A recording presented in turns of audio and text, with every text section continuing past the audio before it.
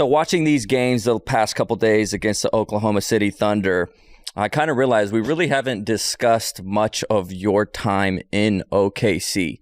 And so when you were, the trade talks kind of began when you were in Indiana, you know, it was a huge shock to the NBA world that you were going to be going to Oklahoma. So, you know, there were some other teams that were in the mix, whether it was LA or Boston, but did OKC as a destination surprise you too?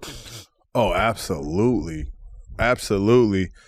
So when I came out and asked for a trade, it was Indiana. So like I knew Indiana was going to do best offer, like trade me wherever they can get the best value, right? So we were trying to protect going somewhere that I really didn't want to go. And so obviously I wanted to come back home. Lakers was, you know, first. Like, you know, my idol went there. I'm just saying, if we had you at the Lakers. I'm with the right team. You is. I'm just saying. So when it happened, like, you know, a couple days went by and it was just dry. My agent, Aaron, was like, yo, we're hearing stuff from Boston. We're hearing stuff from Cleveland. Bro, I thought I was going to go to Cleveland. Wow. Cleveland was like close to getting me with Bron there. That would have been dope. It was close. It was close. Not a lot of people know that. I didn't know that. And so Dante was like our mediator, right? Dante Jones, who's our assistant. He was like our mediator. So he takes me to Bron's crib, chopping it up with Bron. He's like, yo, how can we make this work?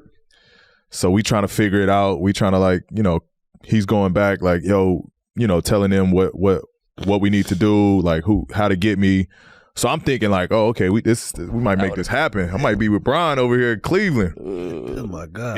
It fell through. It fell through because, you know, Cleveland and Indiana is the same division. Mm-hmm. So Indy was like, well, we're not gonna trade them to our division. So then that fell through.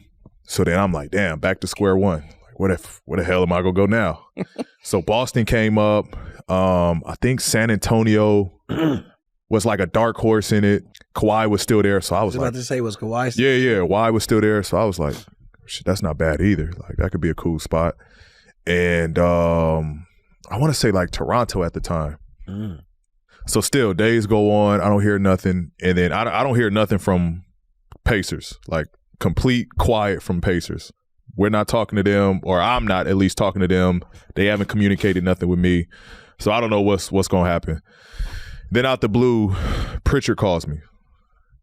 It's like, hey, we traded you to Oklahoma City. I'm like, Oklahoma City? Bro, what? Like, I didn't hear, like, my agent didn't hear of Oklahoma. Like, nobody heard Oklahoma at all thinking to make a trade for me. So I'm like, all right, whatever, dude. Click. So now I'm in Oklahoma, right? So I hit up, and I'm at the crib. And I hit up, so I talked to all of Oklahoma people. Sam Presti calls me. You know, we chop it up like, hey, we happy to have you here. Like, we think, you know, you'll do great things here with Russ. Like, you two will be great together. You know what I mean? And I was a fan of Russ's game, you know what I mean? And I've never played with a mega star that at the time he was a mega star, superstar. And I've never played with, you know what I mean? So I was excited. Like, oh, should I get a team up with like one of them ones? So I was excited about it. Remember, I called him up that night, FaceTimed him. Like, yo, Bito, like, take a shot. So we took a shot. We took a shot on, and it was actually around my birthday. And a lot of people don't know, me and Russ' brother, Ray, we got the same birthday. So, and it was around the same, it was literally like within a day or two, or it might have been on my birthday when it went through, something like that. So we called and we like, yo, take a shot. Happy birthday, bro. Happy birthday. And so we took a shot with Russ on FaceTime, like, and it was just a great celebratory moment of like, yo, we gonna start something special here. And yeah, bro, it was cool. It was cool. Then, you know, I got to Oklahoma. They showed me around, showed me the history of the city, of the community. Russ was out there. We chopped it up. We hung out. Melo makes a surprise guest appearance. We were getting Melo at the time too. So it was just like a cool moment coming to Oklahoma and starting like a new chapter.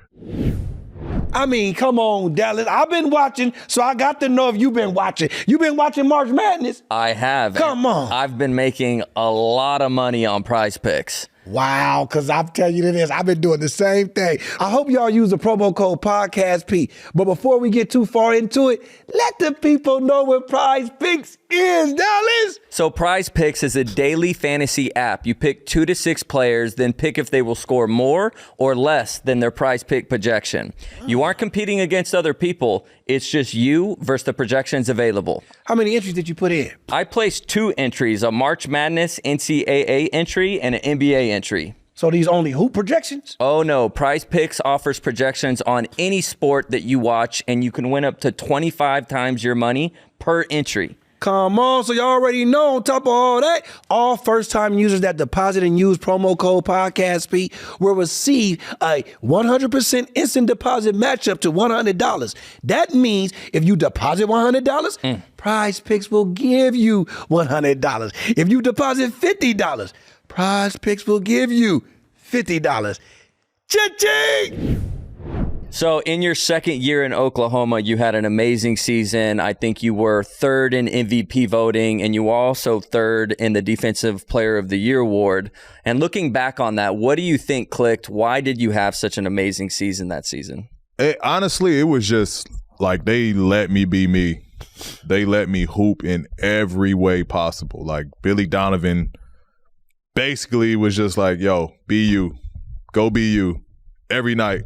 He didn't like it wasn't, and this is just what happened there. It wasn't like I was coached on like a play-by-play scenario. Like if I mess up, cool. He trusted that I was gonna figure it out or pick it up. Like, you know, he just let me just go. No strings, no, you know, nothing was like P, just go hoop. And then that's how Russ was.